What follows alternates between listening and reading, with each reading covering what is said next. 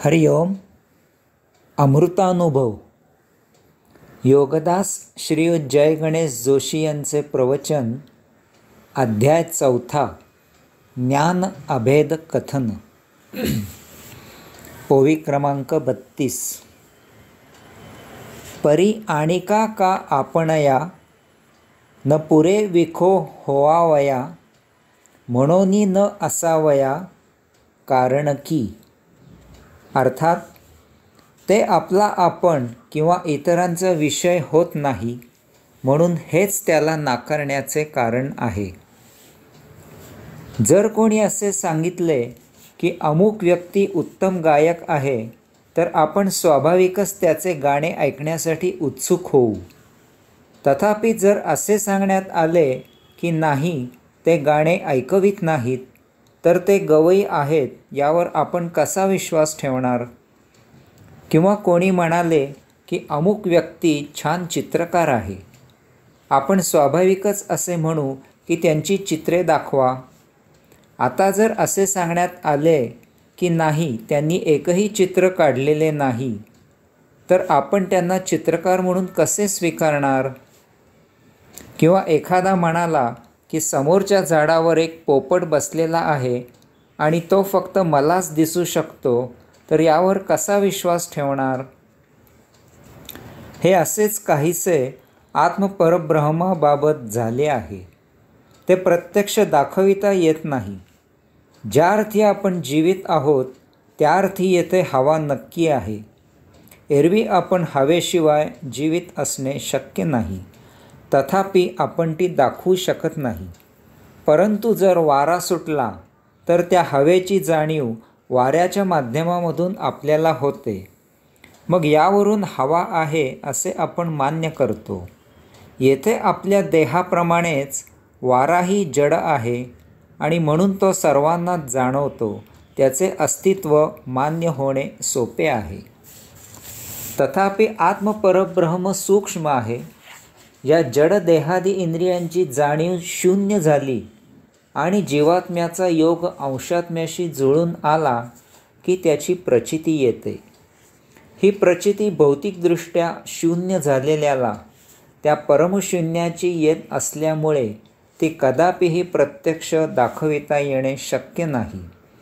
यामुळे या अशा वस्तुस्थितीवर कोण कसा विश्वास ठेवणार? यास्तव माऊली येथे म्हणतात की आत्मपरब्रह्म स्वतःचाही विषय होऊ शकत नाही. शून्य स्वतः शून्याचा विषय कसा होणार? याचप्रमाणे तो इतरांचाही विषय होऊ शकत नाही, कारण विषय होण्यासाठी शून्याची जाणीव देहादी इंद्रियांना होणे शक्य नाही.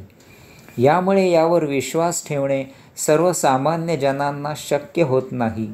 हे त्यांची बुद्धी स्वीकारू शकत नाही. ओवी क्रमांक 33.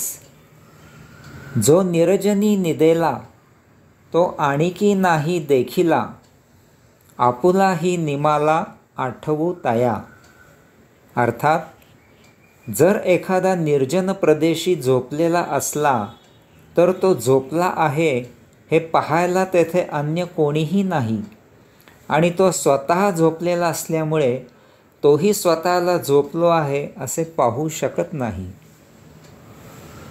ओवी क्रमांक 34. परी जीवे नाही नोहे तैसे शुद्ध असणे आहे हे बोलणे न साहे असे नाहीचे. अर्थात तसेच तो जीवित आहे हेही समजायला मार्ग नाही, तथापि म्हणून तो जीवित नाही असे नाही. याचप्रमाणे आत्मपरब्रह्म परमशुद्ध असल्यामुळे ते कोणाचाही विषय होत नाही. याचा अर्थ ते नाही असे बोलणे अयोग्य आहे. निर्जन म्हणजे जेथे अन्य कोणीही जनमानव उपस्थित नाही, अशा ठिकाणी जर एखादा झोपलेला असला तर तो तेथे झोपलेला आहे असे कोणाला कसे समजणार? कारण तसे जाणायला तेथे कोणीही नाही. तसेच तो स्वतः झोपलेला असल्यामुळे तो स्वतःही स्वतःचा विषय होऊ शकत नाही. आपण झोपलेले आहोत असे तो स्वतःचे स्वतःला जाणू शकत नाही. याचप्रमाणे आत्मपरब्रह्म स्वतः परमसूक्ष्म आणि परमशून्य असल्यामुळे ते इतर कोणाचा विषय होऊ शकत नाही आणि ते स्वतःचाही स्वतः विषय होऊ शकत नाही. त्यामुळे त्याच्या अस्तित्वाची चाहूल या जड भौतिक जगतात कोणालाही लागत नाही. अर्थातच यामुळे ते अस्तित्वातच आहे यावर कोणी विश्वास ठेवणे शक्य नाही. यास्तव माऊली पुढील ओवीत म्हणतात की तो निर्जनस्थळी झोपलेला जो आहे तो जीवित आहे अथवा नाही हेही समजायला काही मार्ग नाही, कारण तो जीवित आहे किंवा नाही हे न्याहाळणार कोण? हे न्याहाळायला तेथे त्याच्याशिवाय अन्य कोणी नाही आणि तो स्वतः तर झोपलेला आहे. याचा अर्थ असा नाही की तो जीवित नाही. केवळ तेथे त्याच्या जीवितपणाची खात्री द्यायला कोणी नाही याचा अर्थ तो जीवित नाही असा होत नाही. या अशामुळे त्याच्या जीवित असण्यात काहीही फरक होत नाही.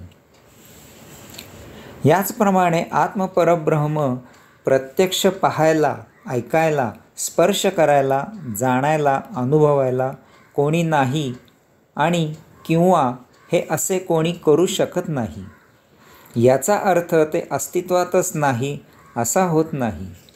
या अशामुळे आत्मपरब्रह्माच्या अस्तित्वावर काहीही परिणाम होत नाही, त्याला काहीही फरक होत नाही. ते जेथे जसे आहे तेथे ते अबाधित जसे आहे तसेच आहे. हरि ओम.